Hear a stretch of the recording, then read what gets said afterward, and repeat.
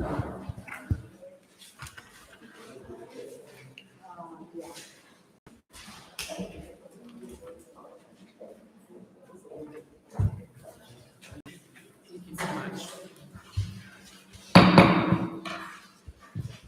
like to call to order a special city council meeting. The date is February 25th, and the time is 6:32 p.m. Madam Clerk, roll call. Mayor Ronnie Felder. Here. Chairperson Douglas Lawson. Here. Chair Pro Tem Chadrick McCoy. Councilperson Kashaba Miller Anderson. I can't. You coming?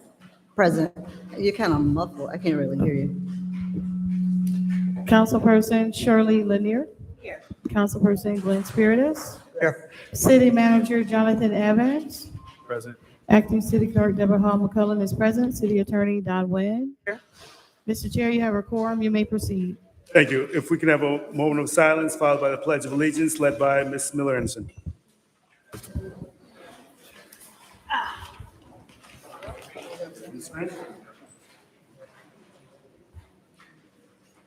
I pledge allegiance to the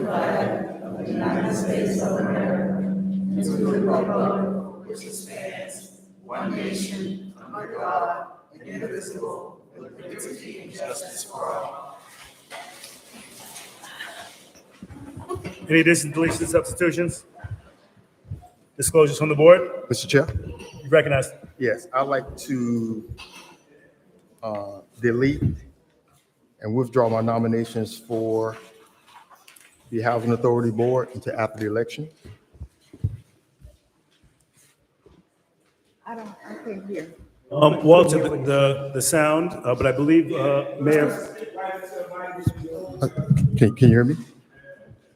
I said I would like to delete the item for the Housing Authority Board nominations. I'd like to withdraw my nominations, and those people will be appointed after this election. Thank you. Any additions, deletions, substitutions? With the withdrawal of the nominations, that does remove this from the board. Attorney Nguyen, I guess we can discuss that during discussion. Okay, so I'm assuming that item was,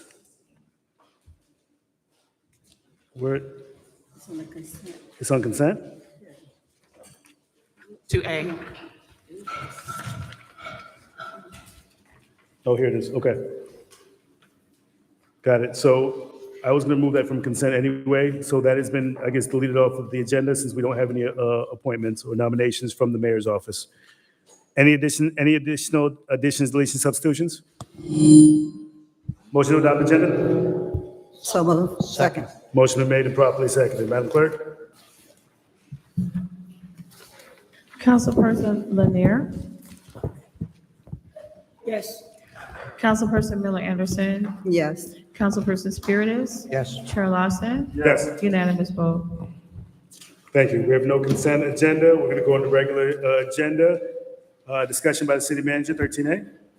Item 13A, consideration of the attainment of external independent legal counsel on behalf of employees who were adversely implicated as a result of the development, production, and distribution of the document entitled Summary, Mayor Ronnie L. Felder's Inquiry into Employee Complaints Climate Survey, July 2024.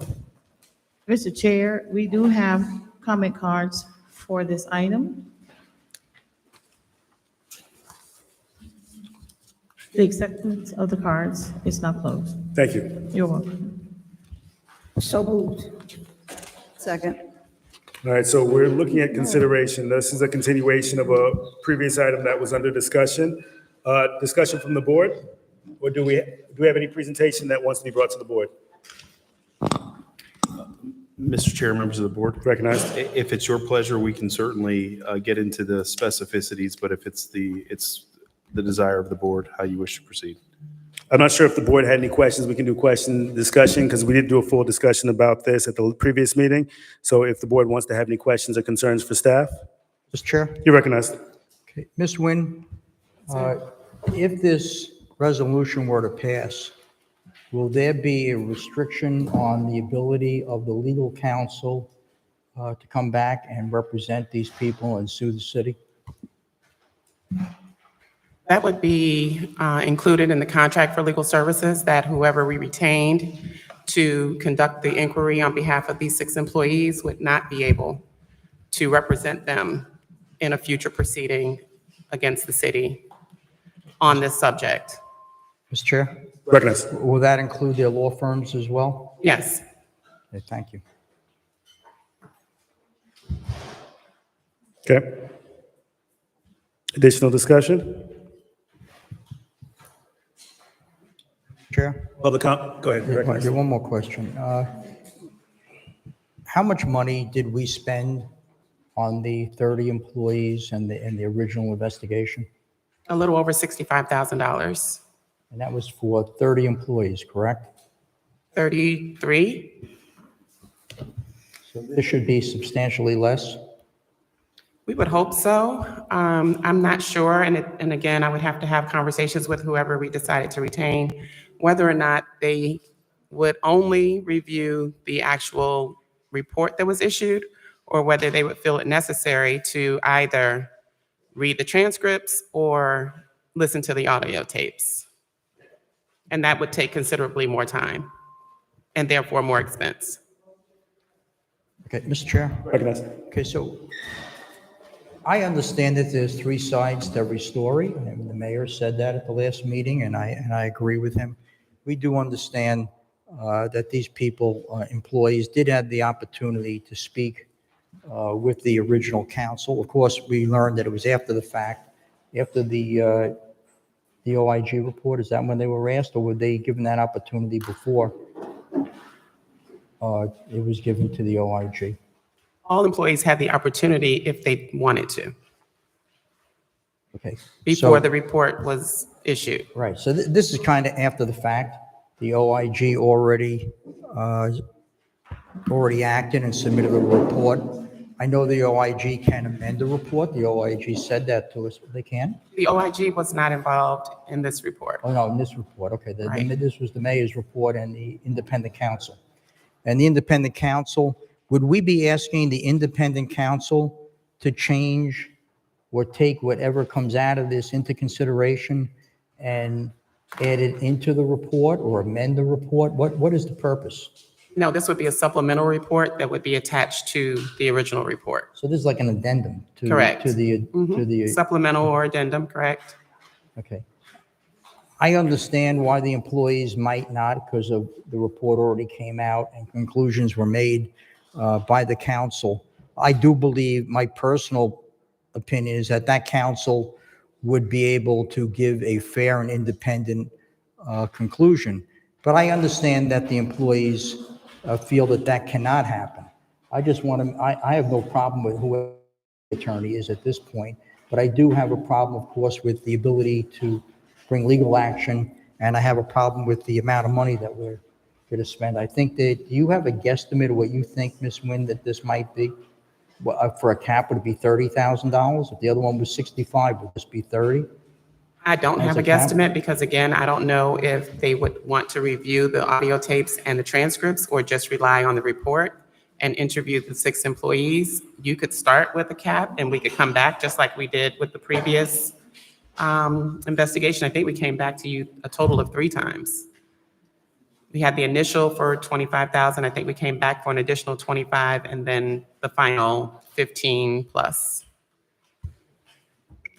Okay. Thank you, Dr. Spears. Just to clarify the record, I had a question about the employees having an opportunity to speak to the consultant.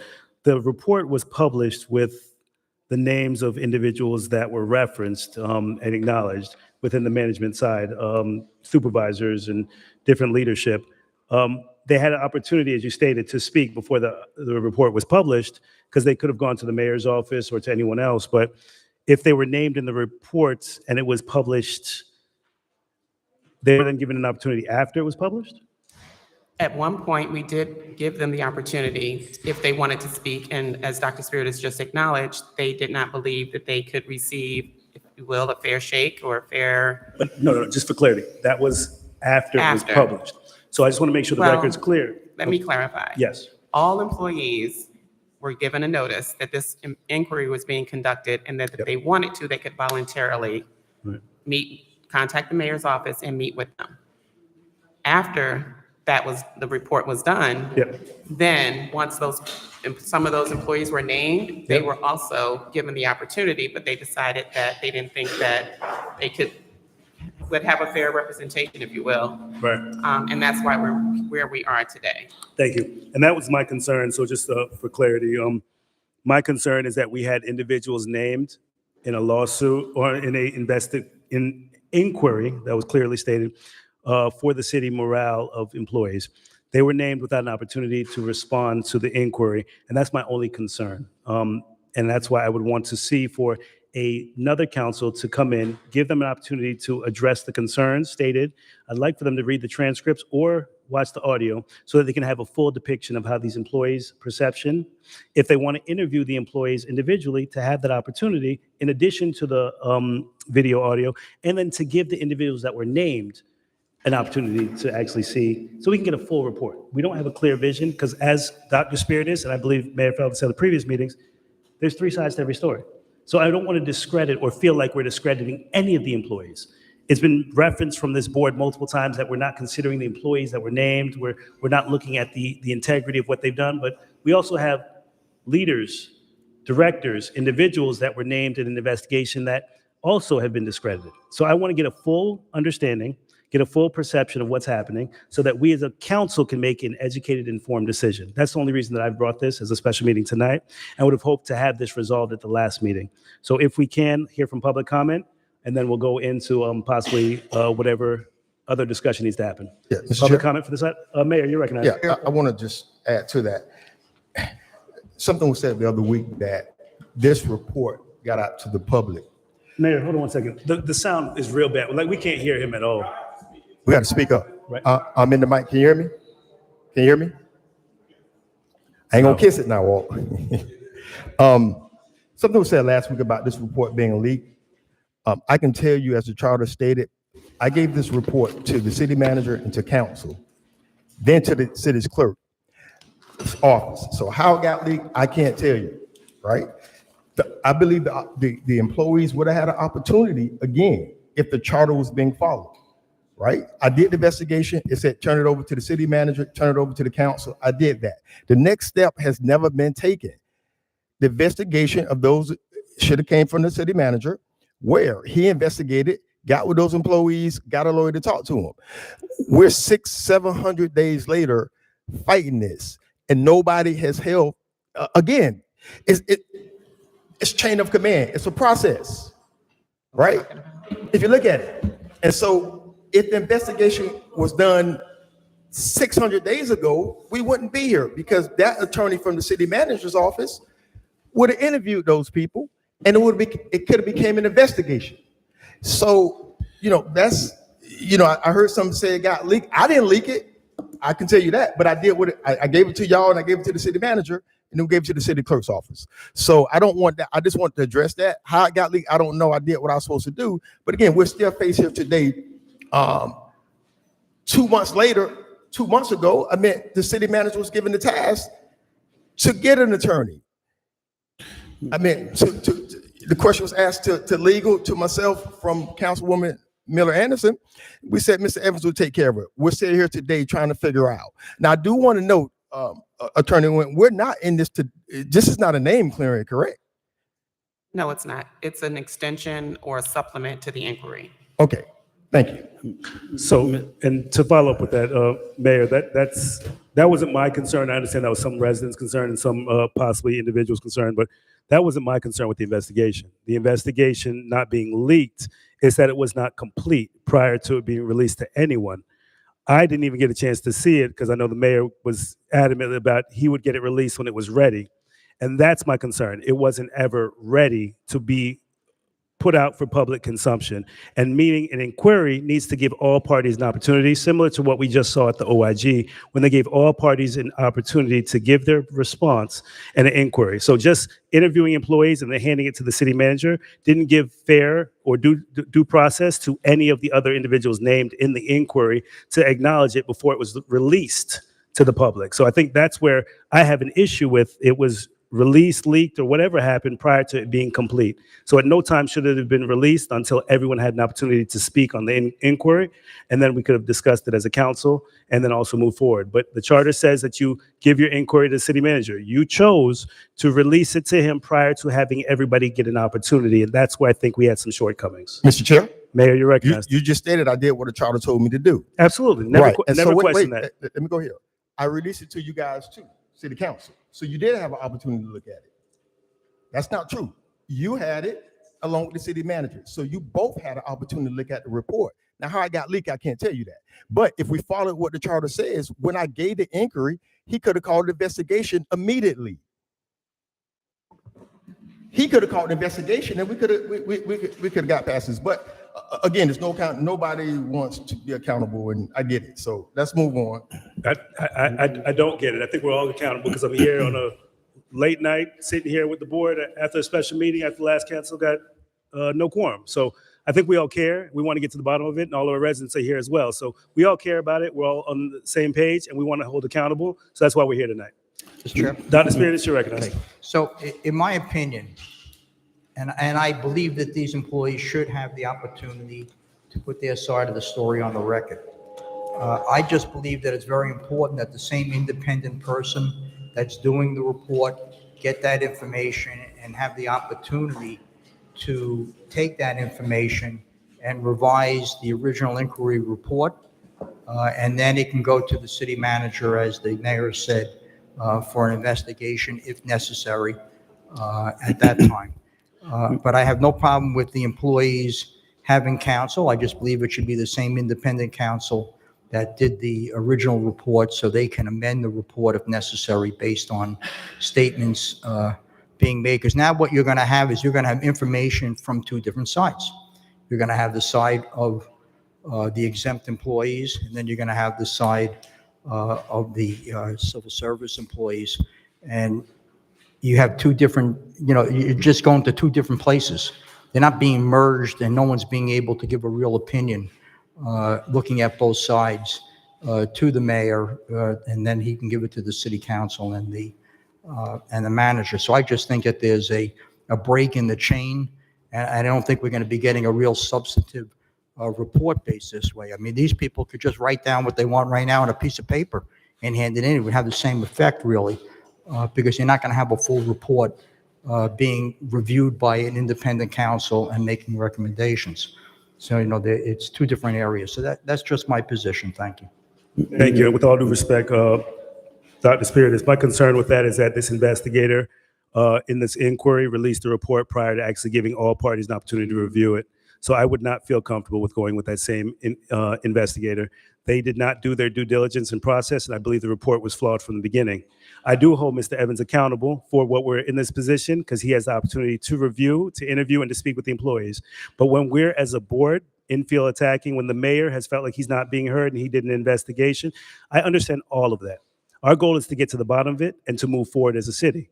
How do we do that? Is we allow for the employees to have their independent investigator do an inquiry into the same report, give their due diligence, their feedback, and then bring us a complete report because the investigator dropped the ball in the original report, in my opinion. Mr. Chair, if I may. You're recognized. Just to provide a little bit of context with respect to the difference between an inquiry and an investigation. An inquiry is the process of obtaining facts and information and data. Based on the collection of facts, data, and information, that's what would be the impetus to facilitate an investigation or a situation where there's not enough information to substantiate the claims and it doesn't go any further. In this particular situation in the report, it's been utilized interchangeably, and when you draw conclusions, it is in fact an investigation that occurred.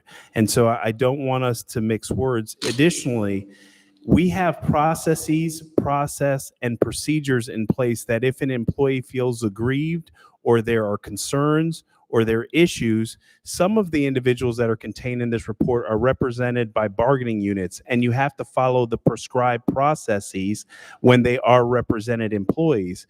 There are multiple facts that are contained, or multiple comments that are contained in this report that are not accurate. There is also situations whereby in an investigation proceeding, you do not have a Zoom call with multiple people on the call.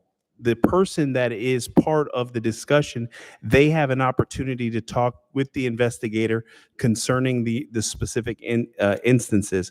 One of the things that I also want to communicate is when the item was complete, there was multiple meetings that it came up that the report was complete with an opportunity to supplement.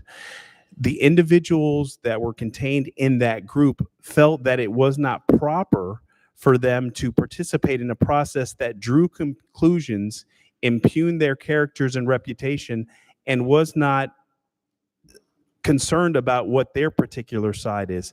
The other side of it is, at no point was there any information that was requested that looked at complaints that were provided to the Human Resources Department as part of this investigatory process.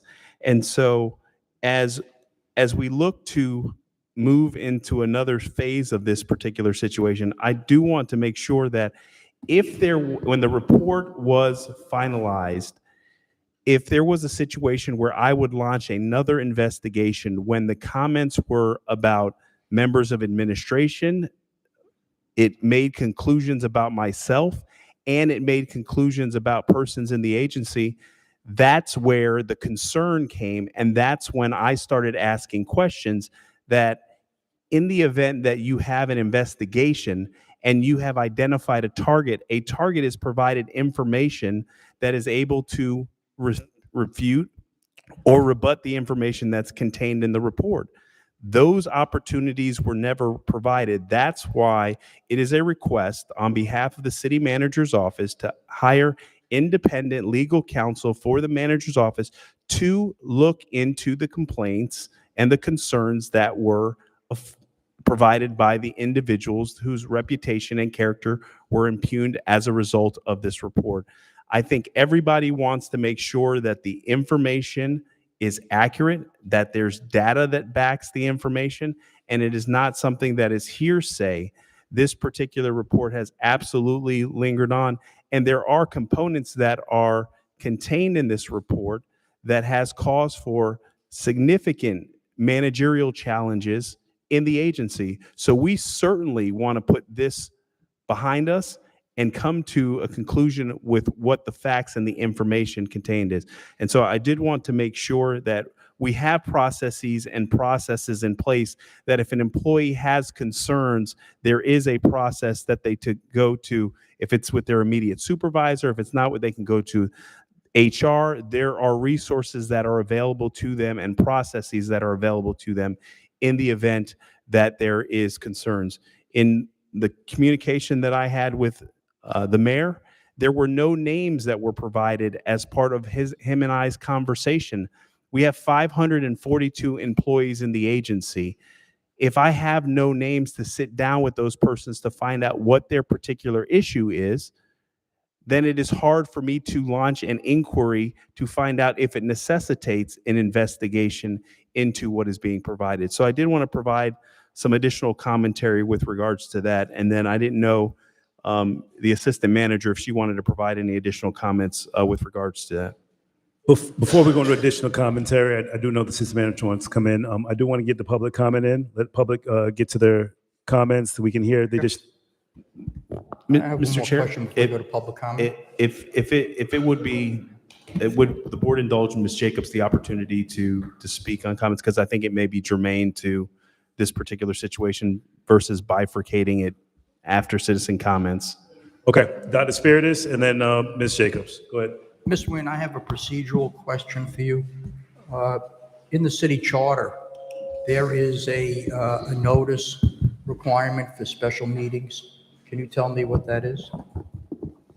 Yes, it's either anywhere between 24 hours and 72 hours. 72 is preferable. But I believe that, and I never looked at the notice from, I think, Mr. Lawson, and I don't know who else signed, to see what the time frame was, but the clerk should know that as well. Isn't that notice supposed to be hand-delivered to each member of the council and the mayor? Technically, Personally yes, but hand-delivered? that's nothing that we've ever done. Because I know Yeah, in the there last two are, there's a municipalities I resolution that worked says in, that, but it's never. but it's in the charter, isn't it? I believe it's in a resolution, and I've never, I I think just it's in the discovered it charter. 2 or 3 weeks ago, and we've never done it. I believe it's in the charter. I know the last two municipalities I worked in, we used to have the police department hand-deliver the agendas to all the city council members. I think we should really take heed of the charter and follow the charter, and in the future, I suggest that the city manager have the police chief, have one of the police officers hand-deliver the agenda items as the notice requirements state, and hand-deliver them to them individually, including the mayor.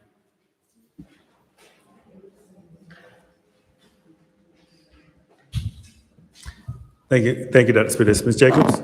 Sure. Thank you, Ms. Evans, Mayor Felder, Chairperson Lawson, other council persons in your respective places. I'm Deirdre Jacobs, the Assistant City Manager here with the City of Riviera Beach. First, I want to emphasize that the process that was used effectuated gross waste and misuse of tax dollars. That cannot be disputed. It is obvious, and at this point, because of that, we're where we are today. That investigation was inappropriate at best.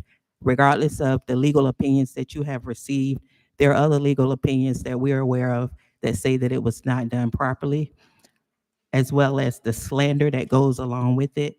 I hope that you know that it involves additional litigation that may take place because our characters were defamed both personally and professionally. We were not given an opportunity to speak with regards to that report.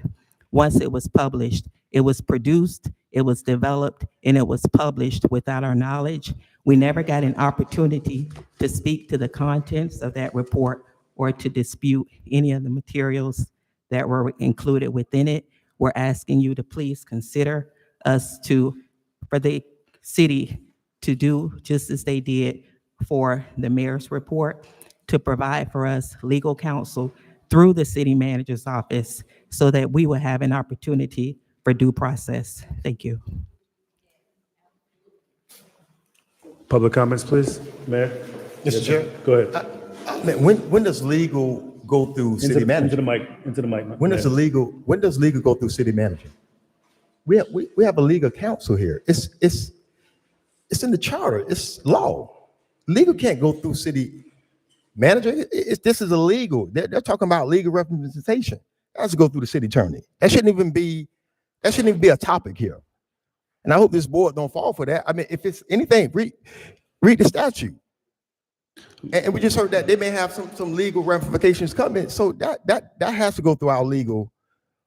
That shouldn't be a question, the city manager or just going through the city manager to get an attorney. That's absurd. Mr. Chair, if I may, You recognize? all that is being asked is to be afforded the same opportunity that was presented to the mayor. The mayor had the opportunity to, in fact, select legal counsel to conduct the investigation. Mr. Chair, Recognize? I don't mind them. Listen, we offered them 3 times to speak to the attorney. That's 3 times we offered them. They didn't accept. All right. By their own account, we offered them 3 times to sit down with the labor law attorney to give their side. Now, I don't mind us getting a labor law attorney to get their statement, just like the other employees. Write it, put it in the other summary. I don't mind it. I'm not saying I don't want them here, but and I want to say this. I respect you. We may not always agree, but I do respect you because it came from your office. It came from the assistant city manager's office and not the manager's office. I respect you for that. And I'll say this. I always said, I never came at you. I always said I start at the top. It's a shame you got to start at the top to get the information. But I respect you because this didn't come from the manager's office. It came from the assistant manager's office. Because the city manager didn't stand up and do what he's supposed to do. I'm going to call a spade like a spade. So I do respect you for that. And whatever we have to deal with, we'll deal with. But I'm not here to say You guys can have your due justice to say what you said, and we'll get a summary. So I'm not against that, but I do respect you for standing up for the other four employees. Mr. Chair, Recognized. I would like for us to continue to move on because now we're starting to, attack different people. And I mean, that's not what we're here for.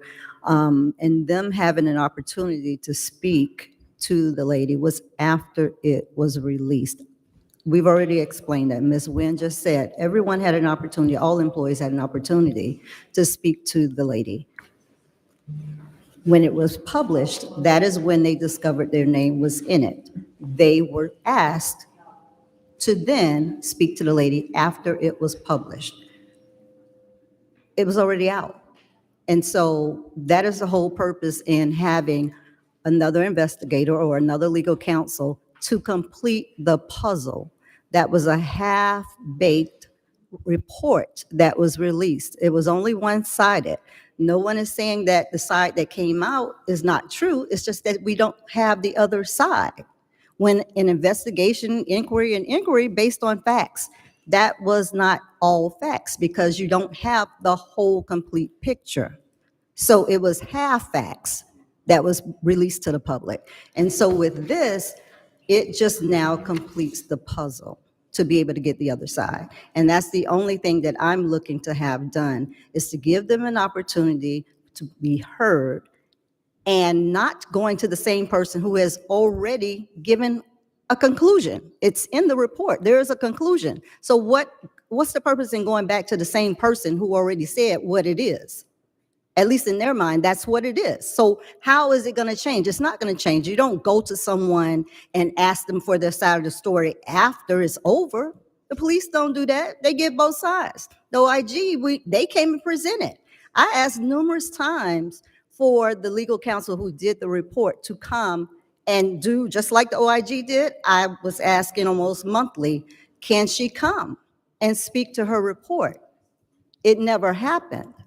But the point is, you only got one side of the story. And all I'm trying to see right now is just making sure that everyone whose name was mentioned, if they want to speak to the legal counsel at this point, I guess we're at only these amount of people that we're speaking about today.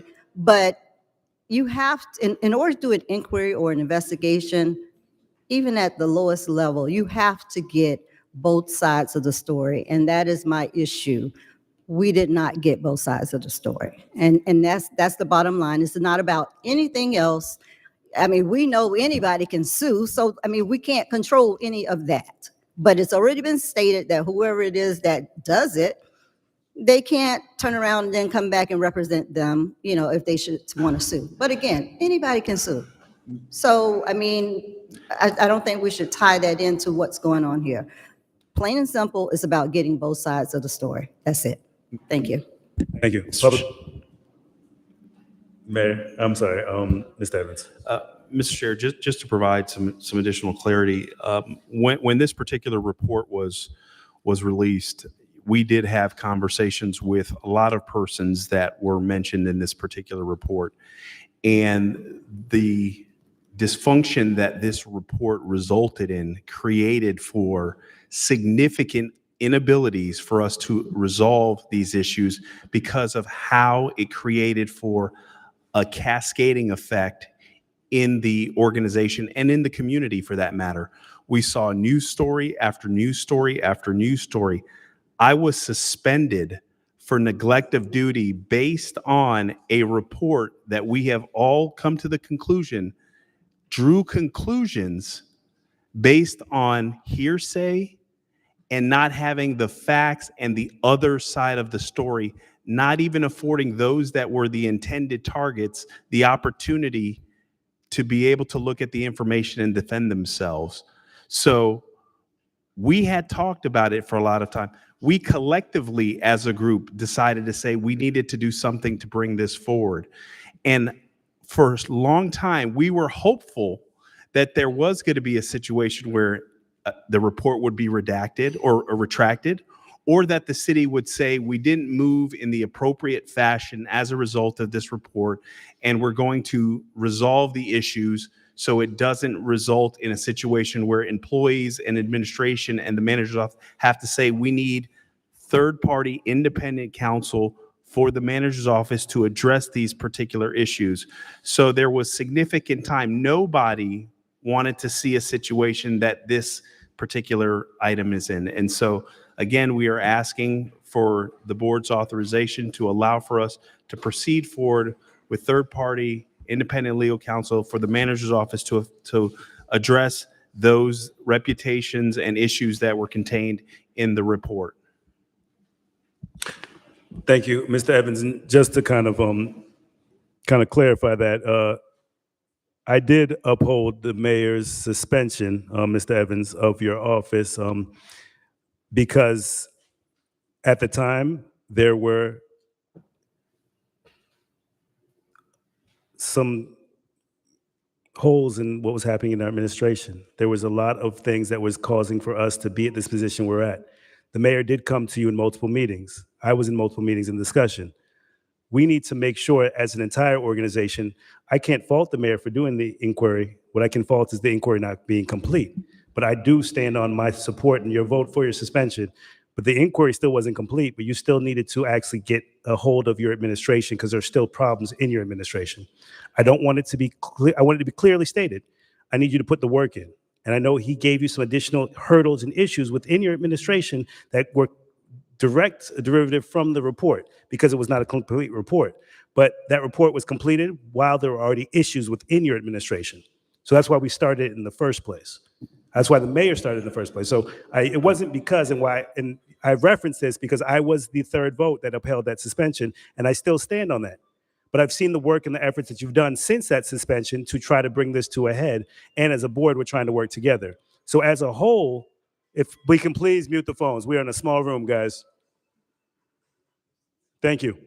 So as a whole, I do understand, and there's some work that we have to work together, but I do still stand on the suspension and the reason for it, but I do realize that also you put the work in necessary to make sure that you understood why we were at the position we were in. Not that you agreed or disagreed, but the administration did need some work within your staff. So for the entire city, we all have to work together, and I believe we need to give all the employees the opportunity to respond for a subsidy to the reports.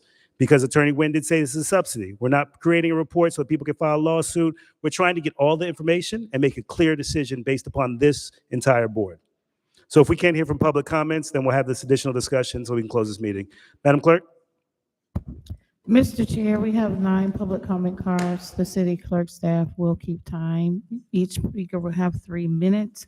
The first 3 speakers to go to the podium will be Cindy March, J.B. Dixon, followed by Roseanne Brown. We will have general public comment to all my residents that are here. This is just going to be for, this is just for 13A. discussion. Yep, 13A. So just so the residents understand, this is for 13A. I will read the disclosure after for general public comment, but this is for 13A about the employee inquiry subsidy for the report. Okay? Cindy March? Yeah, you said 13A. Just 13A, the employee investigation. Yes, ma'am.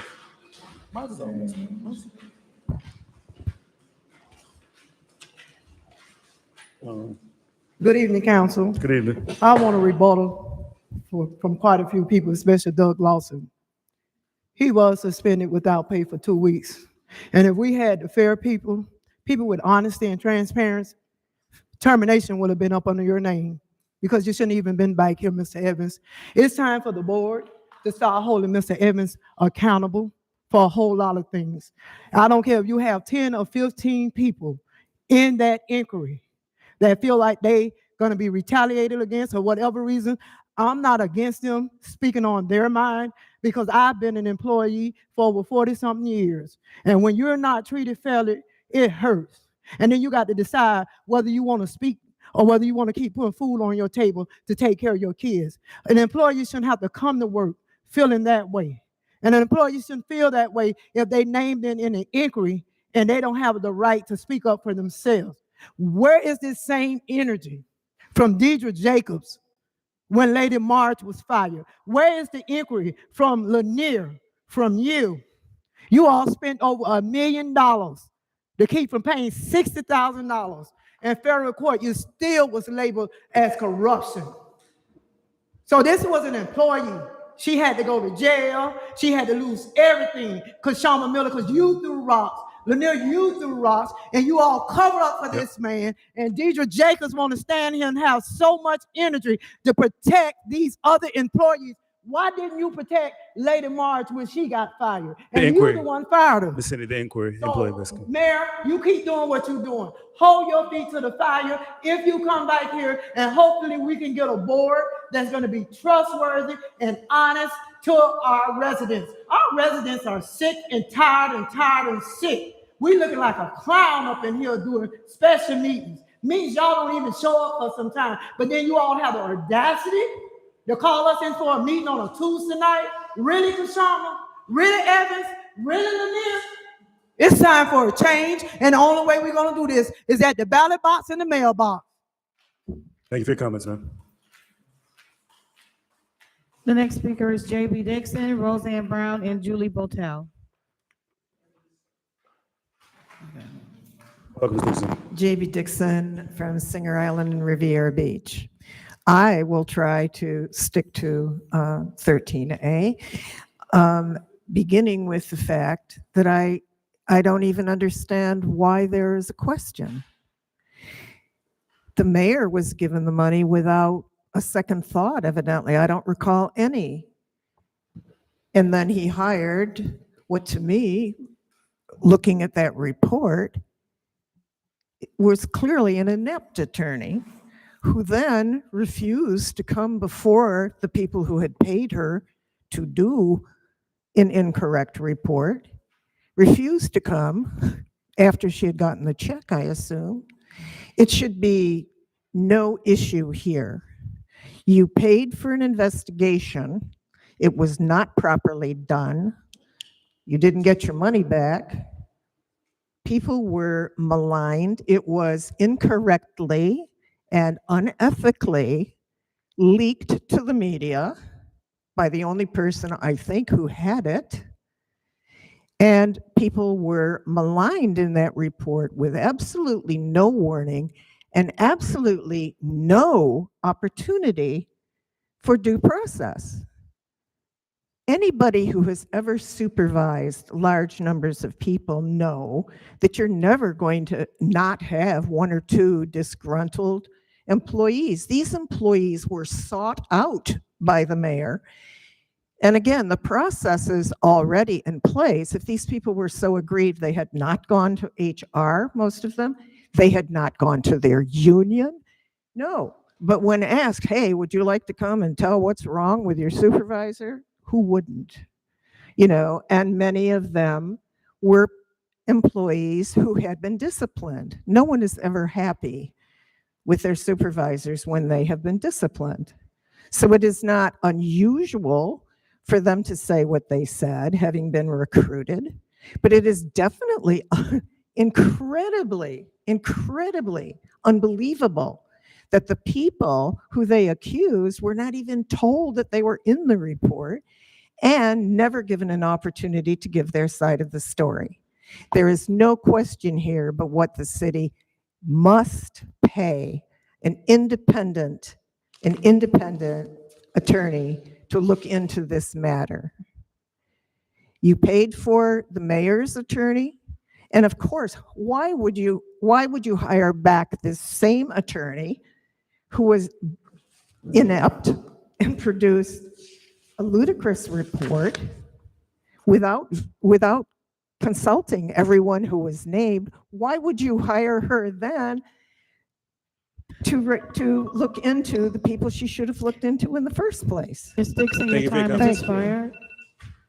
The next speaker is Roseanne Brown, Julie Botel, and Lynn Hubbard. Welcome, Ms. Brown. Good evening. My name is Roseanne Brown, and I'm proud to say that I live in the city of Riviera Beach. And I'm going to start my comments by saying what she said, okay? I agree with everything that she said. It's the foundation for what I'm going to talk about. But my main concern initially with what you're dealing with is not what you're going to do next, but are you really sure on what you're dealing with? It sounds to me like people are complaining that an employee of the city did not fairly carry out their job. I thought that was a human resources process, and that in employee matters, there's issues of confidentiality and all of that good stuff. Where does that come into play in this issue that we're dealing with? Why isn't human resources the lead on allegations of employee misconduct? None of my business? Okay. Okay, but I think you really need to consider, are you digging a hole deeper?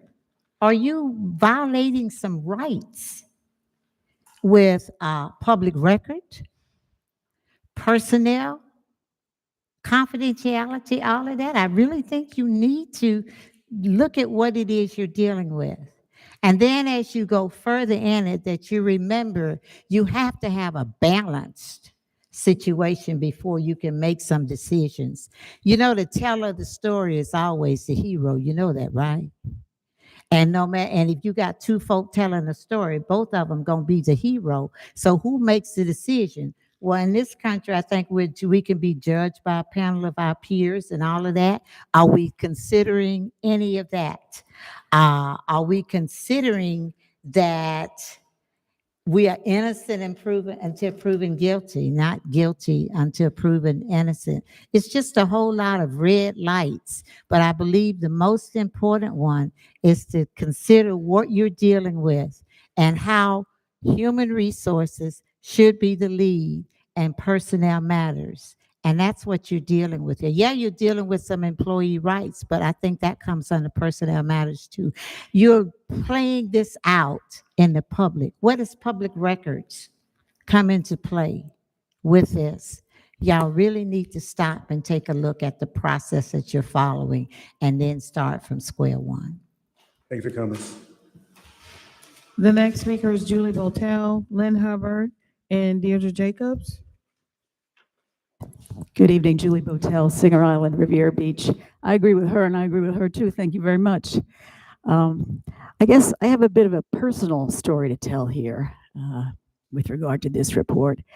Last year, when the mayor made an announcement that he was going to conduct a survey of employee morale, he said he wanted to uncover instances of hostile workplace environment. And my legislative aide, Mary Small, a city employee at the time, and I immediately thought, wow, this is a great opportunity to explore and expose some of the bullying and harassment that had been taking place in our office and against us. Prior to the mayor's announcement, I had been in Tallahassee with my legislative aide, and we suffered extreme instances of bullying and harassment from City Council person Troderick McCoy. As an example, in a public restaurant in a very loud and disruptive manner and in front of a group of colleagues and other professionals from other cities, Councilman McCoy got in my aide's face and screamed at her that he was going to get her fired the way he had my previous aide fired. That was just one instance of the bullying and harassment we endured. We'd made a formal complaint to the HR department, but we were told nothing could be done because Mr. McCoy was a sitting council person. So Yeah, you're not going to Hold stop on a that. second. Hold on one second. Wait. So she's speaking about the employee investigation report, and we say we're off topic, but I do also believe this is also about the report. This is talking about this being a flawed report and not accepting all the means. So let's be fair for all speaker. And if we have an objection or if we want to put a germanity on the floor, I will go ahead and make a ruling, but I want the speaker to continue. Did you pause your time? Thank you. Do we have any other questions? Thank you. Continue, please. Thank you. And we will not have any outbursts. This room is way too small tonight, guys. Please. Thank you. Thank you so much. So when the opportunity to tell our story arose, we asked to meet with the mayor to convey our concerns about Mr. McCoy's behavior. The mayor agreed to meet with us. We met for over an hour. Attorney Nguyen was there in the room, and we explained in detail everything we had gone through, how his behavior had created a hostile work environment for myself and my aide. We were so hopeful that something would be done. However, when the report finally came out from the mayor's office, we were stunned to see that none of what we had shared was included in the report. Nothing about Mr. McCoy's bullying, nothing about his creating a hostile work environment, nothing. One has to wonder what other reports were excluded from this investigation. And when I read the report, it struck me that many of the people whose stories were included were, in fact, disgruntled employees who had been disciplined for cause. There seemed to be absolutely no attempt to obtain the entire story by interviewing immediate supervisors, administrators, or HR department staff. I think it's critically important that you approve the establishment of a legitimate process to determine the truth of the matter regarding the allegations made in the mayor's so-called investigation. Due process was, in my opinion, not followed. Accusations were made about managers and administrators without providing them the opportunity for rebuttal or response. How can this be considered a legitimate investigation? Please, please, please do the right thing. Obtain external independent legal counsel on Thank you for your behalf of comments. employees. Thank you for your who were- comments. Thank you so much. Now, residents, before we continue, if there's a point of order about germanity, we will take it from the floor or from this board. But in regards to the comments, if we will hear the speakers, we will allow for them to speak on the item. If it's germanity and is brought as a point of order, we will make a ruling on it. This, in my opinion, was based upon germanity to the investigation. Please don't assume it's based on me. Mr. Chair, how? If I can finish my comments, Mayor, then I will recognize you. Yeah, just tell me So- how though, when you get done. I'm sorry? Tell me how when you get done. Is germanity to this conversation. Did you bring a point of order, Mayor? Or were you just hemming and hawing because you were frustrated? If you don't like the comments, it's okay. If you don't like what's being said, it's fine. I understand. If we bring a point of order of germanity to the item, we can discuss it, and then we can have a ruling, and if it is a vote of the board. That's how Robert Rules works. I don't want to go back and forth tonight. Tonight, we're going to make a discussion. We are going to allow for the board to vote, and then we're going to continue to move the city forward. It's simple as that. Can we continue with public comments? The next speaker would be Lynn Hubbard, followed by Lady Goldwire and Madeline Irving Mills. Good evening. Lynn Hubbard, 1405 West 23rd Street, Riviera Beach, Florida. What I think we're moving from the ridiculous to the sublime. And what can a new investigator do, a different investigator, even the same investigator, cannot come in here and say that the concerns, the issues of the employees in this inquiry are wrong. What are we going to say? This inquiry, this report is compiled of the concerns that the employees have. This is how they feel that they are being treated. We cannot say that those aren't their valid concerns. They have compiled their concerns, and now that those concerns and issues have been compiled, it was up to the administrative team to look at those concerns and compile a response as to how they would address the concerns of the employees and bring that report back to the board. When you make the big bucks, there was a time when administrative teams could not even join the union for this very fact. Because when the employees have concerns and they call your name, that's why you make the big bucks. They're going to point fingers. They're going to be mad that you reprimand them or wrote them up. So what? They called your name in their issues, in the concerns that they stated your name. Now you, as the administrative team, you take that compilation, that report, those concerns, that inquiry, and you address them one by one, even if you say that's a lie, even if you say this is not feasible, even if you say I don't agree. But to get another investigator to come in and say, oh, we need to hear from the administrative team. Yes, we need to hear from the administrative team. We need to hear what you have to say when you take each and every one of those concerns, look at those concerns, and tell the board how you plan to rectify them, how you actually feel about it. Are you going to move forward? But to just say, we need an investigator so we can have our side, your side of what? You are the administrative team. If your policies and procedures that were in place were effective, the employees would have used them. We try to water down the Silver Service Board. We don't have the people, we don't hold that meeting regularly so the employees can feel comfortable and safe going to that meeting. All this is a list, a compilation of how the employees feel they are being treated. Ms. Nobody Albert, can bring Your them. time has expired. Excuse me, I didn't hear the bell go off. I didn't hear it. Nobody, But thank you, Ms. Hubbard. nobody can take that away from them. That's all that we need. Thank you, to Ms. do. Hubbard. Thank you for your The comments. next speaker is Lady Goldwire, followed by Madeline Irving Mills and Randy Edwards. Lady Goldwire. This is a very interesting special meeting to me. It's very special. I mean, at the root of this meeting, or at the center of it, is hostile work environment, retaliation, and the feeling that all sides haven't been heard. Well, I'll be. It sounds so familiar to me, right? We talk about, oh, we're going to spend taxpayer dollars, but we spent a whole lot of money to get $60,000 paid out. The mayor asked for an investigation or inquiry. They say, oh, we didn't have any conversation about where he was going to get the money from. That's not true, because when he ran out of the first cycle of money, there was a whole big squabble about where he was going to get the next cycle of money to finish. There was a conversation. There is a tier or a chain of events that should happen.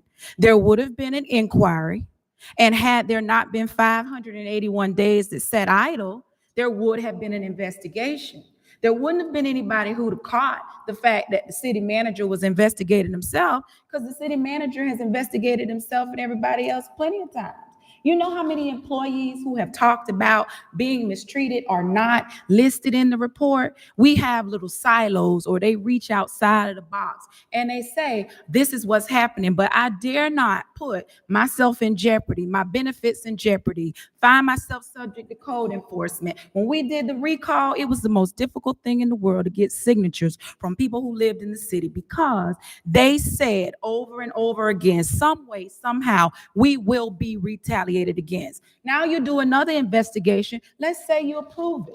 You think you're going to go back and go to the same employees after all of this mess and get them to go and reaffirm what they said? You're really just doing another investigation through having to pay taxpayers dollars to do it, to get to the point that he should have done what he was supposed to do 581 days prior. And then whose decision, or what are you going to rely on? Just the 4 people or 5 people that have been aggrieved? I believe that some of the people named in the report may definitely have been slandered, just because employees do get upset. But the reality is, if the person who has made a collective of almost $1.5 million since he's been back had done what he was supposed to do in the space of 581 days, we wouldn't be here. We wouldn't be in a room that we can barely hear in. We wouldn't have to talk about acoustics, because we would have all been over to the Marina Village, something that we are excited about, but we got to figure out how to split ourselves down the middle and be in 2 places at one time, because this is what we do. This is what we do. And it looks bad.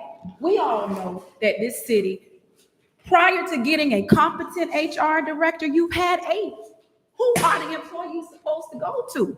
She Ms. is the first Goldwire, director that we've had your that you've time been has able to say expired. something to. Thank you for your comments, Ms. March.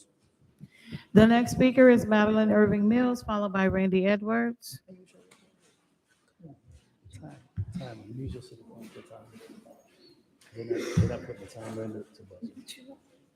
Good evening, board. First of all, I want to say overwhelmingly, the voters voted in our charter that there should be hands off from legislation to interfere with the day-to-day runnings. That was clearly violated. I don't like being looked upon as someone of unintelligence or not knowing when you tell me it's an inquiry, but yet it's an investigation. I know the difference. I teach my students every single day. If this was an inquiry should have been something of leading findings and then having professional development to see how you move forward. That was not done. Mr. Evans received a punitive damage of being suspended without pay on a concluded effort and effect. Here, if you want to sample and inquire, you don't sample 33 people. You sample 100 to get a valid finding.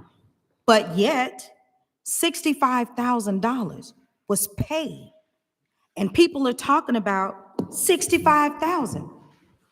That impacts the general fund and all of the other funds that we have to make up this money and now pay again. Had the mayor known the charter, the thing that he spews out and say he knows and he could have done, he could have balanced it, allowed for the proper procedure, hearing both sides, sampling more people to come up with a valid outcome. And yet, we are here on a Tuesday looking at another mess up from our mayor. Have a wonderful day. The last speaker is Randy Edwards. I'm sorry? Who is it? He went out, so that's the last speaker, Mr. Randy Chair. Edwards? Okay. All right, discussion from the board. Mr. Chair? Recognized. Okay, there were some very valid points made here tonight. Ms. Brown made some very good points pertaining to HR and confidentiality. I think we got to be very, very careful with this because we do not want to put ourselves into a courtroom. That's not what the intent of the inquiry was or the report. I do understand names were not redacted when the report went out, but as the mayor said, he forwarded that report to the manager and to the clerk, and he did not control that report at that point on. I was a little confused when they were talking about my colleague, Chadwick McCoy. I don't remember this council giving him due process when they went to the state to ask for his removal. I think we have to be fair across the board. We can't be selective in our enforcement of rules and regulations. And I, like I said before, I do believe every employee has the opportunity to come up and give their position, whether it be in the inquiry or in the report.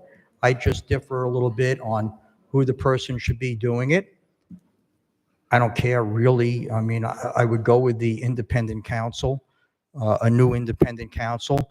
I am concerned about the money. I don't want to spend $1 million like we did on Lady March's lawsuit in order not to pay someone $60,000. So I would like to, I just want to make sure that these things are all taken into consideration when a motion is eventually made. Thank you. Mr. Chair? Recognized, Mayor. I would also like to know if we're willing to give Councilman McCoy the same kind of counsel, because from my understanding, there was employees that names were put on the report and given to the news that was calling me saying they didn't even give a report. And so I think he deserves the same thing as these 6 employees deserves also. Thank you. Thank you, Mayor. And to those comments, and I appreciate it to my colleagues, but as I addressed with my city manager earlier in reference to why we're even here, that I supported the suspension because there was work that needs to be done, which he's since put the work in. I supported the censuring to the governor because of the experience that I personally experienced and this city's experience and my employees have experienced with colleague McCoy. So we can reference that at another time, and I will not continue to speak on it because he's not here. But what I will say is I will stand on what I voted for. And the reason I did send it up to the governor's office, so I gave due process based upon my vote. So we can continue with the discussion about the employee investigation and change the topic from Chadwick McCoy. Mr. Chair. Councilwoman Lanier, you're recognized. Yeah, I would, is there a motion on the floor? Do we need to make a motion? Hasn't been made yet. It was made, Mr. Chair, it was made. I'm sorry? Councilperson Lanier made a motion. It was seconded by Councilperson Miller Anderson at the beginning of the Motion to do discussion. what, though? What was the motion? There was no clear motion. I think they made a motion thinking it was a resolution on the floor, but there's no actual resolution, so we would need a motion with resolution. There's nothing on the floor as we speak. I'm sorry, Ms. Lanier, you're recognized. Yes, I'll read this. Consideration of the attainment of external independent legal counsel on behalf of employees who are adversely implicated as a result of the development, production, and distribution of the document entitled Summary, Mayor Ronnie L. Felder's Inquiry into Employee Complaint / Climate Survey, July 2024. That is the motion. Second. Motion been made and properly seconded. Dr. Spears, you recognize. Mr. Chair. Recognize. Well, we can go back to your statement. I just don't believe a vote is due process. Due process is when someone has the opportunity to give their side of the story as well. But Is that what we're talking about in reference to the employee Can I investigation? get the clerk to Yeah. read the resolution out loud, because it's a little mumbled. I think Councilwoman Lanier would have to read it again, because if you could read it again, the clerk doesn't have it, so, And I need to make a addition to this as well. thank you.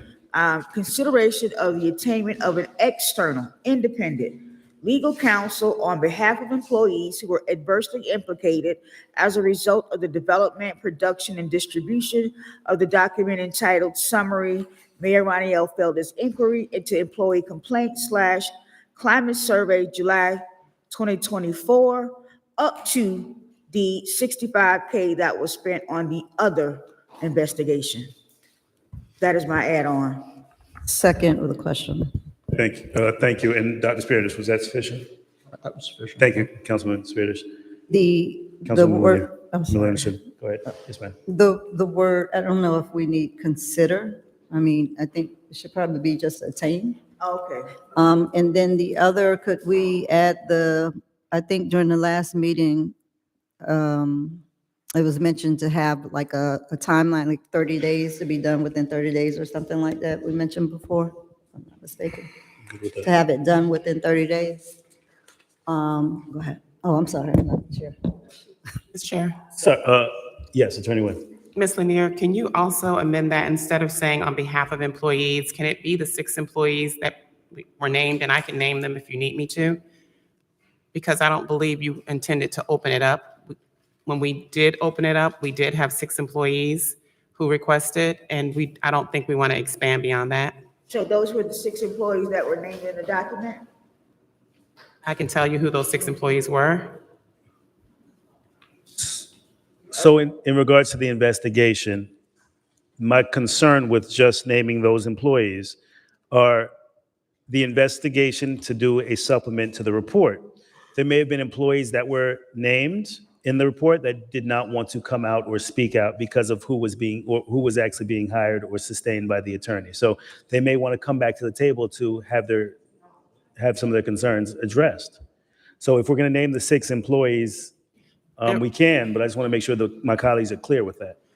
By way of background, Mr. Chair, Yes. I believe HR reached out to these 6 employees to ask, because there was, I guess at some point, some of these employees came to them and said, we didn't get an opportunity to give our side. And that's why we've narrowed it down to these 6, and we've verified that these are the 6 who would like to supplement. Thank you. Mr. Chair.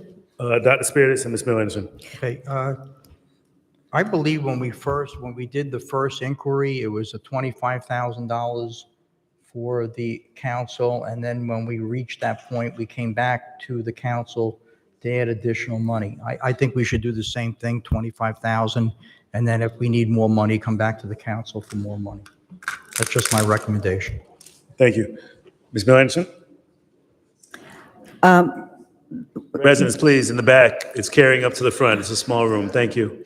The part that you were speaking on, Ms. Nguyen, is saying that the attorney would be representing just those 6, but they would still go and do an investigation or speak to other people outside, obviously, right? That the attorney that we hire would do an inquiry and interview these 6 employees.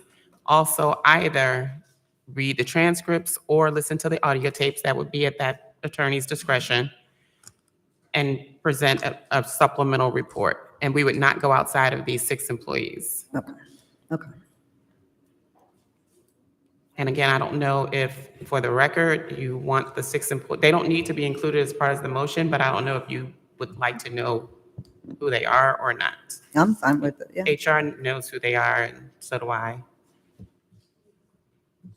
The names, yeah. Okay, so you like the names, yeah. City Manager Evans, Assistant City Manager Jacobs, Ms. Ladia Franks, Mr. Cedric Clark, Mr. Adam Brody, and Ms. Anita Jenkins.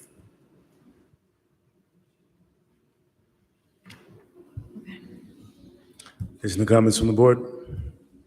Let me restate this motion again because she said I need to add these to be clear about the 6 employees. All right. The attainment of an external independent legal counsel through the city manager's office on behalf of the 6 employees who were adversely implicated as a result of the development, production, and distribution of the document entitled. Councilwoman, into the microphone. Oh, sorry. Yes, ma'am. A document entitled Summary, Mayor Rodney L. Felder's Inquiry into Employee Complaints, Climate Survey, July 2024. An amount up to, you said And the amount up to $65,000 and the amount up to $65K to be completed. to be completed in 45 days. Second. Motion been made and properly seconded. Additional discussion. Madam Clerk, roll call. Councilperson Lanier? Yes. Councilperson Miller Anderson? Yes. Councilperson Spiritus? I vote yes to reserve my right to bring this for reconsideration. Chairperson Lawson? Yes. The item passes. Thank you. General public comment. Public comment shall begin at 7:30 unless there's no further business of the city council in the event which it shall begin sooner. In addition, if an item is being considered at 7:30, comments from the public shall begin immediately following the item. Please be reminded, we've adopted the rules of decorum governing conduct during these official meetings, which is posted at the front desk. In an effort to preserve orders, if the rules are not adhered to, city council chair may have a disruptive speaker attendee removed from the podium, from the meeting, or the building. Please govern yourselves accordingly. Madam Clerk, how many public comment cards do we have?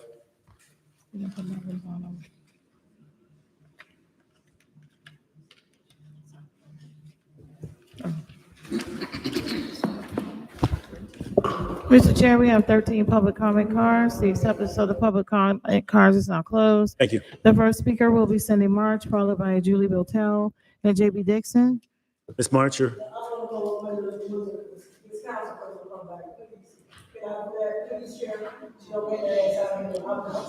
next speaker. Next speaker. Next speaker. Come on, take your public comments, Ms. March.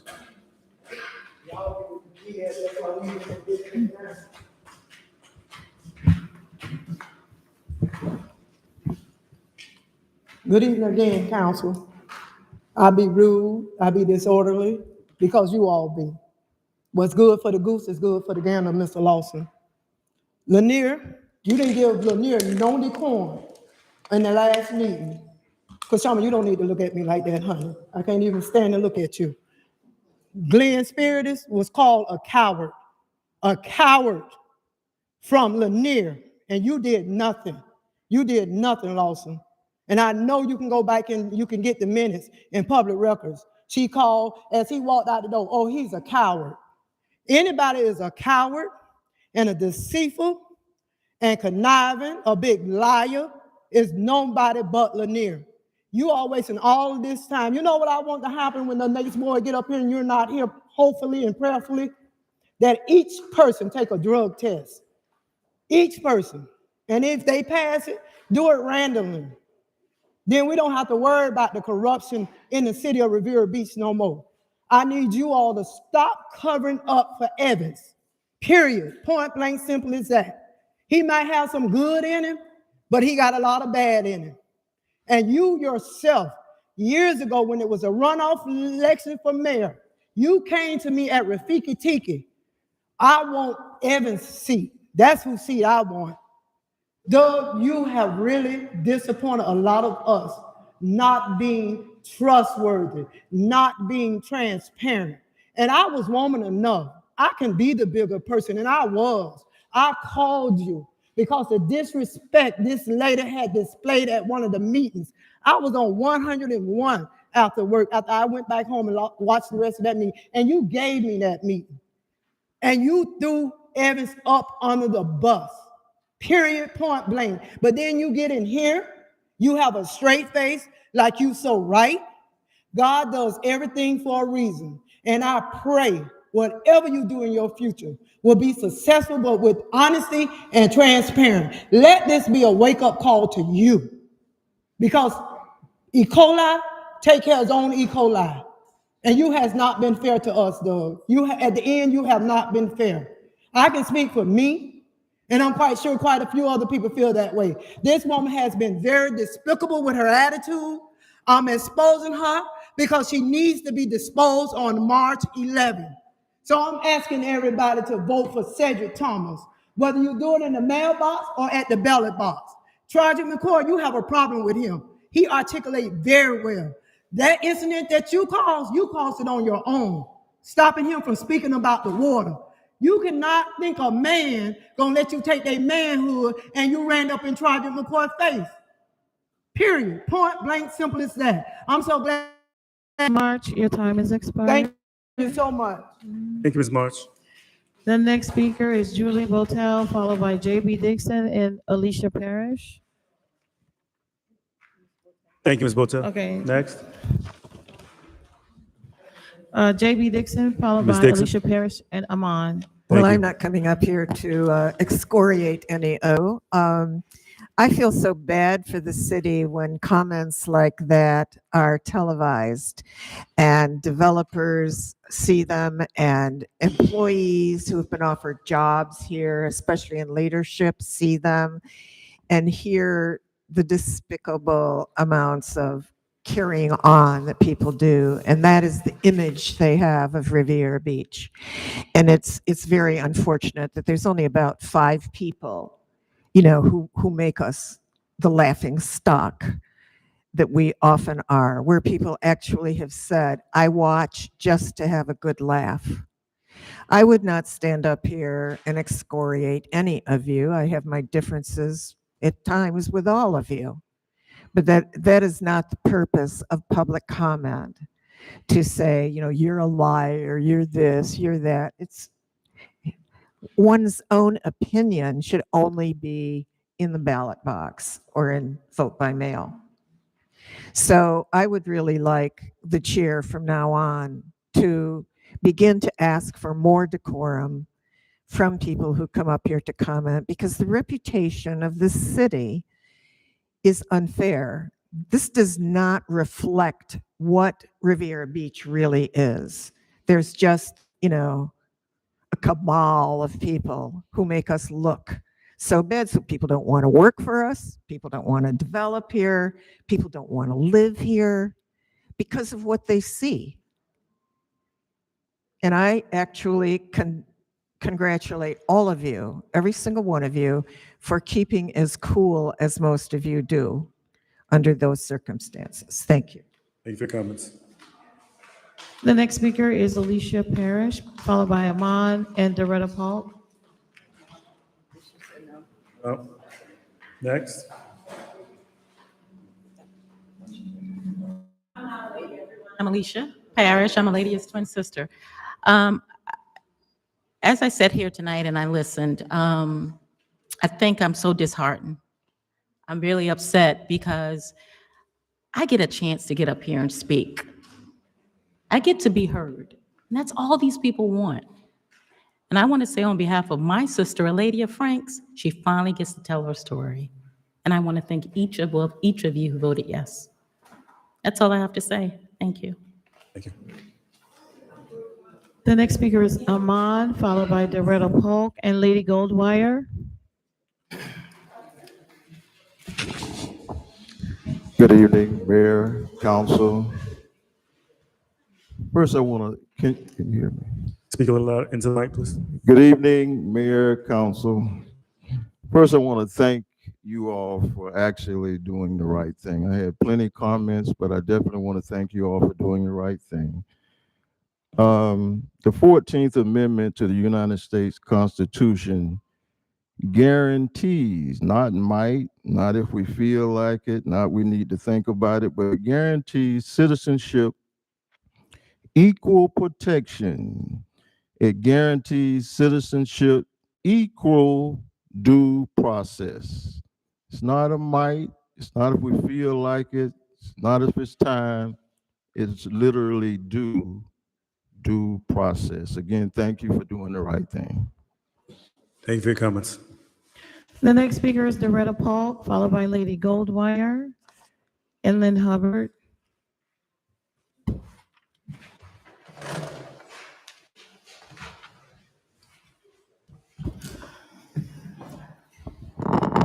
Ms. Pope.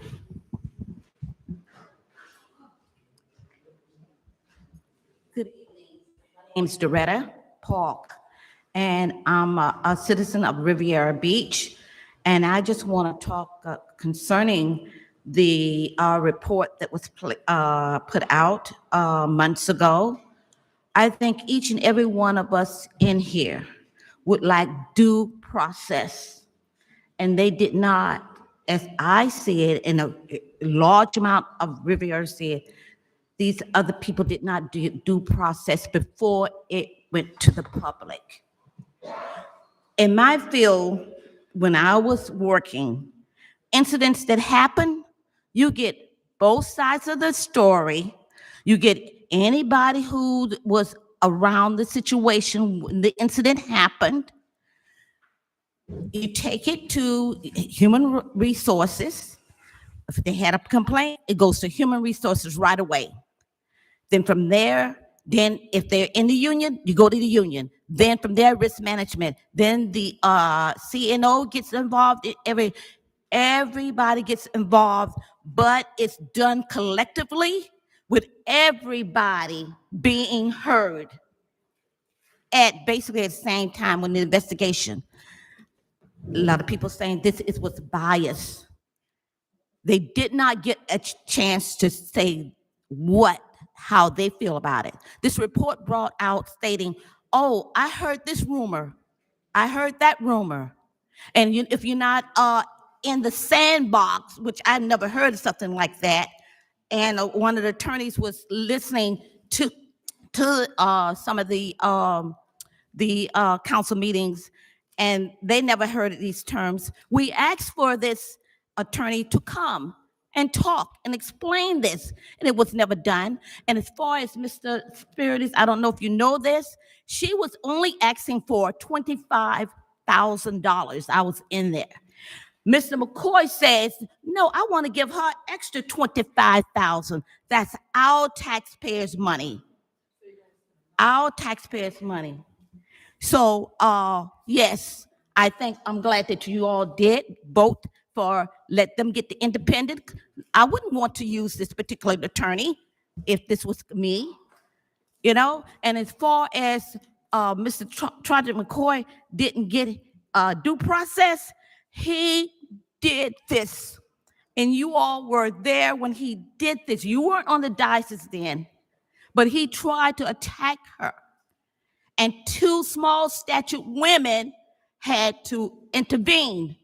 He did this among everything you can see on Facebook and YouTube. There was a woman at Costco, I don't even know her. And she says she's having really problems out of her teenage grandson. Time has expired. Don't do that. I would like my time back. Get it. What happened? I want my time back. Oh, no, the timer went off. Yeah. The timer went off. Okay. Well, I'll explain that another time. I thank you so much. Thank you, Ms. Thank Pope. you so much. And we do have to have order in this when people Well, are that's- speaking. No, when people are speaking though. Thank you. The Thank you, next Ms. Pope. speaker is Lady Goldwire, followed by Lynn Hubbard and Madeline Irving Mills. Lady Goldwire, Mayor, there's two ways to look at this, right? And the bottom line is what you set out to accomplish is being accomplished right here today, in the sense that you didn't get him to do the investigation, but employees came to you and they had a sentiment and concern. You started, you lit the match, and now guess what? Even with another report, the city attorney says it's a fourth report, but even with that, now everybody gets to have their say, but the employees still land where you wanted them to land. Employees and directors, everybody has got an opportunity to have their fair share, but that would not have been possible if you hadn't done something. And for that, thank you. I came back up here to start what I finished because after I made my comments to Ms. Lanier last week, she made the indication or suggested that she was going to have Walter put up her degrees. And I had gone through all of this extra legwork to verify the education at the law school, came up short. They said it was not the case.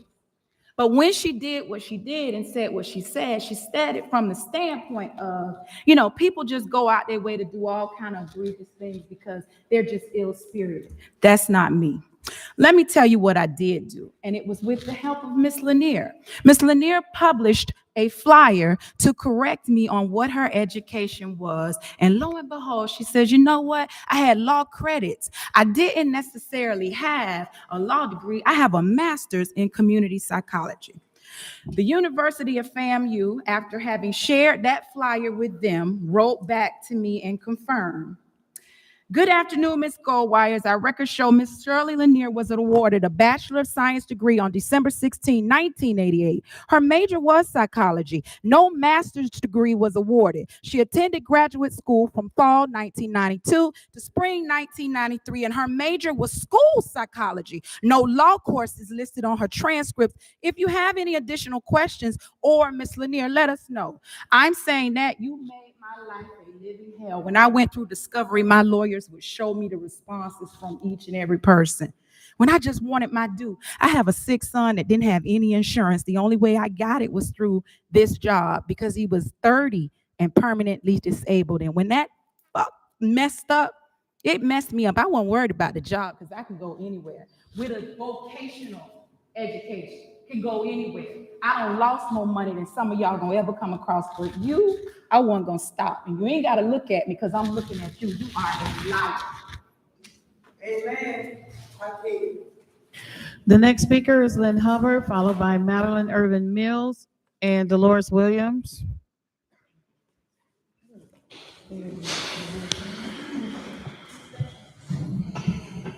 Lynn Hubbard, resident of Riviera Beach.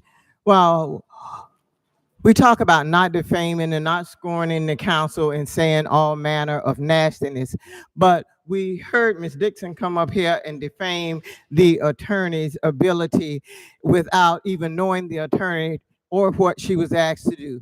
She was asked to compile the concerns of residents, which she did, which a court reporter could have done. She was not asked to investigate the claims. She was asked to compile them, to bring them forth. And that is what she did. She compiled this data so that it could be presented to the administration. We talk about misuse of funds. I mean, we play fast and loose with the residents' money of Riviera Beach.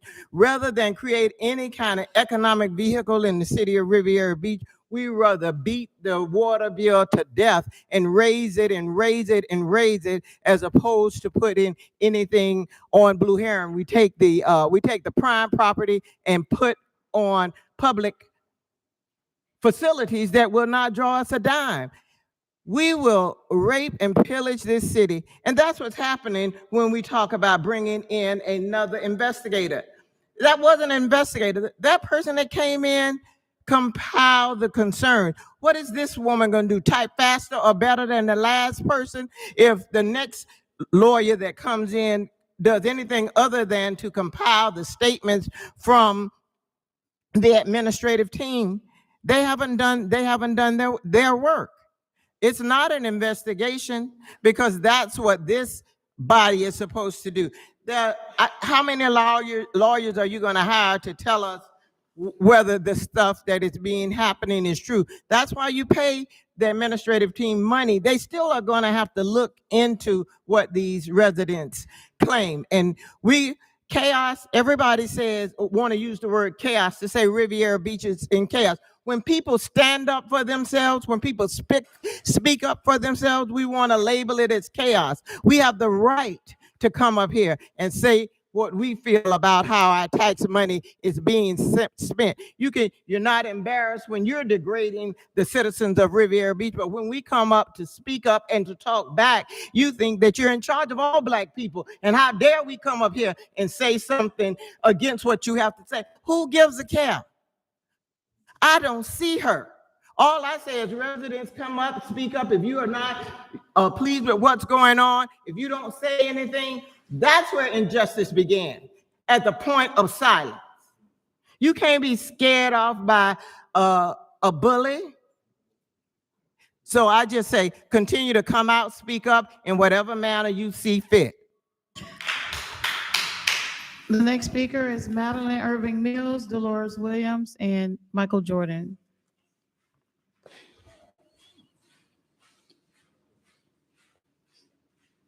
Good evening again. I just want to say what bothers me the most as a homeowner here in the city is all of the back and forth and the total chaos or the divisiveness that comes up and spews from the dais and from the residents. I don't like when people say the residents and you want to speak for me. I can speak for myself. I really can. And what I don't like is the fact that $65,000 was spent on a flawed investigation. Then there was a lawsuit filed to disqualify 5 individuals by Ronnie Felder, Trodrick McCoy, and Fercella Paneer Davis.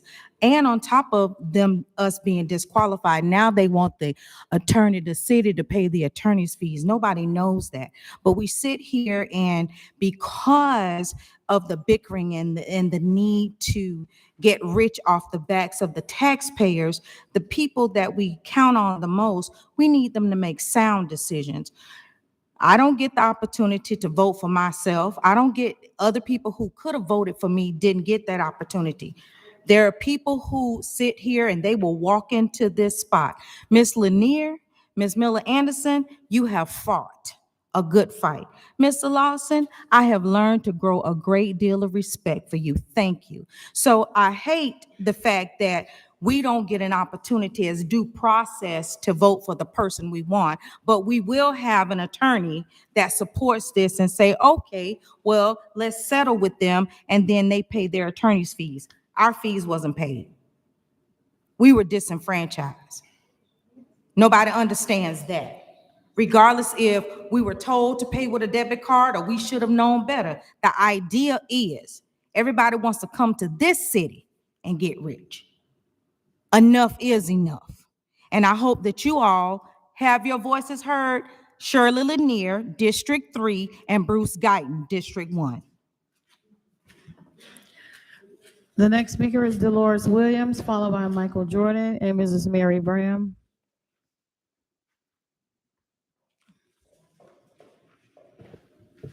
Good evening to citizens of Riviera Beach. I just want to say, why, if you got to do such an investigation, pay so much money, are you going to put those people back in? You're going to pay them for what they're suing you? Are you going to restore their dignity? One lady told me she was degraded and called all kind of names by a pecker. You know what a pecker is, right?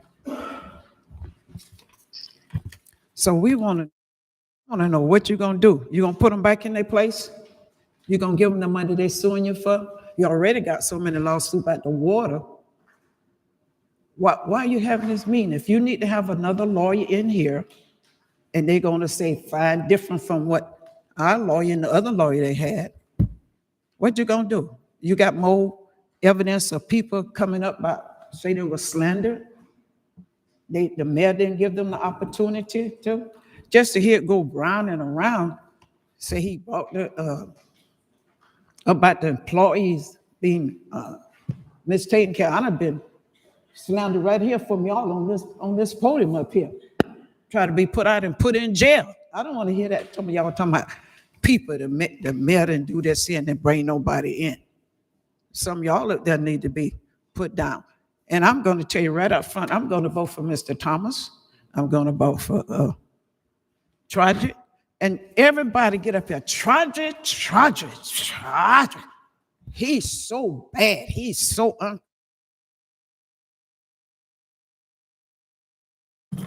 I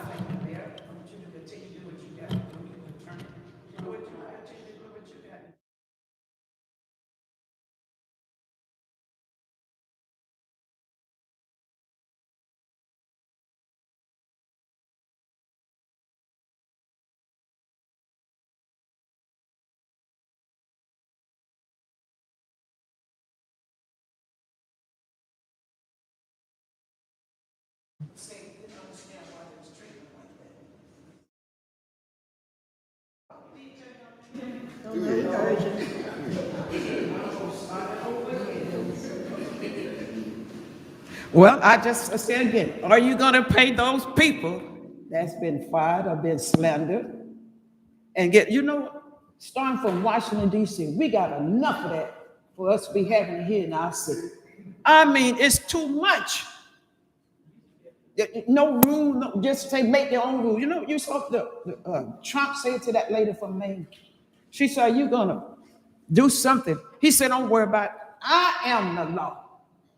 But he forgot about the great lawyer that is God. We Mrs. gotta all Williams, your remember time God has expired. is watching us and is being written. My Your time up. has expired. No, Yes, no, ma'am. no, no. Y'all Yes, say ma'am. my thing went on. The next speaker is Michael Jordan. Please bring those people back and give them the Followed by money. Mrs. Mary Bram, Deirdre Jacobs, and the Lady of Franks. First of all, I would like to say hello to the council and give all of you respect, which I always, work hard at doing that.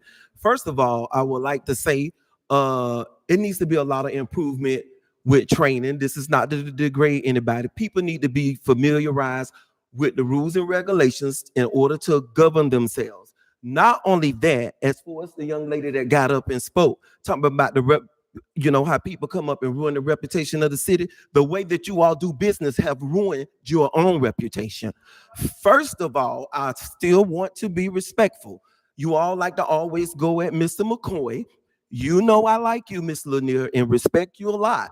But your behavior is no better when you get up and call somebody a coward on real TV. Okay, that's unacceptable. The behavior is unacceptable. I'm not worried about who live on Singer Island or live off Singer Island. I'm going to say what I have to say, and it ain't changing over here. We need to improve the way that we do business in the city. And yes, when we get up here, we do need to gain our composure and speak with you all with respect, the same way that you all speak with us.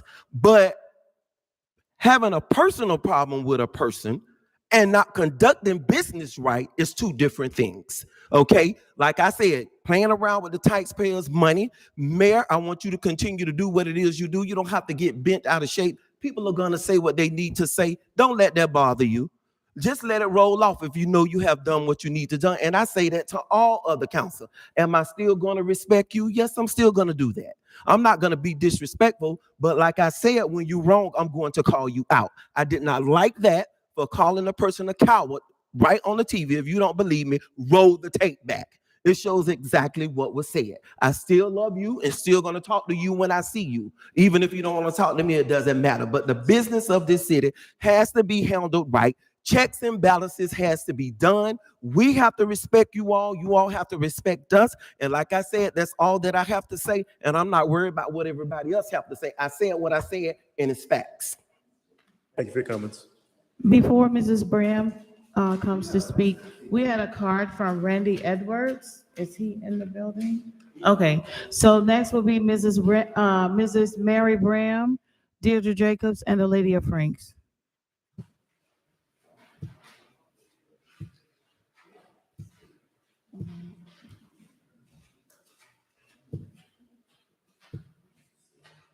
Good evening, it's Mary Bram. Can you hear me? I'm dressed in pink. I was over on the other side, and we had a good time tonight. Related group, we're moving. Bring the mic down a little bit, Regardless- Ms. Bram. Bring down your microphone. Bring the microphone. Bring your microphone down, Ms. Brown. Are you?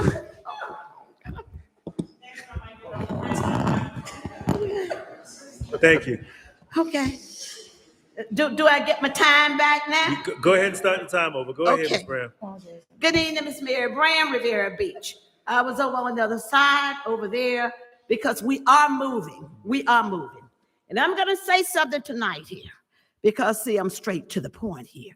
And I like for everybody to respect me.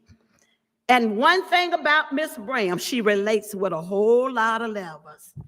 And not because that my name is Mary Bram. It's because I come with that seeing of the minds, how we can reach where we need to get to. The scale of justice of her, she has blindfolds on, and her scales are tilted. You know why they are tilted? You know why they're blindfolded? Because it's two sides. It's two sides. And she would not take off that blindfold until she has heard and weighed the facts and the evidence of each one. Whatever that may be, whether we like it or not, we need to get past this. Let them say what they have to say. Mayor felt that he did his job. The charter dictates that he does that. And anyone else, these 6 or 7, 10, 15, I don't know how many it is, but that scale of justice must be leveled. Her blindfolds must come off so that everybody can have justice. Justice. This is what this is about. I don't know why we're sitting here just raving and stuff about it, because this is what it is. And I'm going to say something else. The 5 was disqualified. You deserve to be disqualified. Why? Why? It's in the charter. It's there. You cannot pay with a check. I sat in court for 3 days with Botel. Not only that, I've sat in court for other things about that same thing, but in different scenarios. You can't do it like that. You can't make the law to fit Miss Graham, because you have to change the law all across the landscapes. And it just cannot work. Mayor Felton, you took your responsibility for it. Lawson, you should have known better. You done sat there for 6 years. You should have known better. You should have known better. I did talk with Madeline Irvin to ask her to tell her about opening up her account. I have it on my phone. So come on, Madeline. I'm speaking true. I'm talking now. Because this nonsense has to stop. If we follow the proper procedures and what we're supposed to do, we can relieve ourselves from all of this here. Yes, let them say what they have to say. Let us move past this. You were wrong. Mrs. You Graham. took your responsibility. Ms. Graham, your time has expired. Let's move forward here. Thank you, Let's Ms. Graham. move forward so that the justice Thank of you, Ms. Graham, scale for your can comments. take a blindfold off. Ms. Graham, thank you for your comments. Thank you. The next speaker is Deirdre Jacobs, followed by Lady Franks. Thank you, Deborah. Good evening again, Mayor, Chairperson Lawson, other council persons in your respective places, City Attorney Nguyen, Mr. Evans, and our acting city clerk, Deborah Hall. Thank you for affording us the opportunity to be heard. I don't believe we're asking for anything that anyone else that would be of a reasonable mind would ask for. We're only asking for due process, regardless as to how this story may be swirled. We were never given an opportunity to speak on our behalf and to defend ourselves. It was only after the report was produced that we were, it was determined that we were actually denoted in that report in an adversarial manner. Actually, we're not interested in giving our feelings, our beliefs, our emotions. We're looking for facts. We're looking for sworn statements. We're looking for emails. We're looking for any documents that would be proven to be factual in terms of allowing us a process to be cleared of the allegations that were made against us. That report was nothing more than hearsay. It was gossip. It hurt us in many ways, professionally and personally, but it did more damage to the city and its reputation. I've worked for many other agencies, and in those agencies, something like this would have never occurred. It's just not something that happens in a professional organization and environment where there's function. So I thank you for the opportunity to allow us to receive a chance to just be heard. Thank you. Thank you for comments. Good evening, everyone. A Lady of Franks Edwards. I just want to come different. I don't want to say anything negative. I just want to say thank you. This is important to us. We just want to be heard. That's all we want. You know, I grew up in a family of 6 kids, and we used to over-talk each other. And my mom said, we all can't talk at once. So she's like, a lady, what do you have to say? What do you have to say? We just want to be heard. You'll be surprised what you find out. So thank you, Ms. Lanier. Thank you, Councilperson Spiritus. Thank you, Councilman Lawson. Thank you, Ms. Kashampa Miller Anderson. Thank you, Mayor. Thank you, Ms. Donwin. Thank you, Mr. Evans. Thank you, everyone, for having this opinion. But this means a lot. And I think this will heal the city once the truth gets out. Thank you and good night. Mr. Chair, that is the end of public comment. Thank you. City Manager? Mr. Chair, just to echo the sentiments of the two staff persons that came and communicated. Thank you for the courage to uncover and reveal the facts and the information applicable to this particular situation. So we appreciate your leadership and your willingness to move this item forward and to uncover the truth behind this particular situation. So with that being said, that concludes my comments, Mr. Chair. Thank you. Attorney Nguyen? No comments, Mr. Chair. Thank you. Mayor Felder? No comment. Thank you. Ms. Miller-Anderson? Just want to say best wishes to Ms. Lanier and Mr. I'm sorry, Ms. Miller. I'm sorry. Officer, we have a disturbance here. If we could handle it, please. And if we can, not have any outbursts in the public. Hello. I'd like to, hello.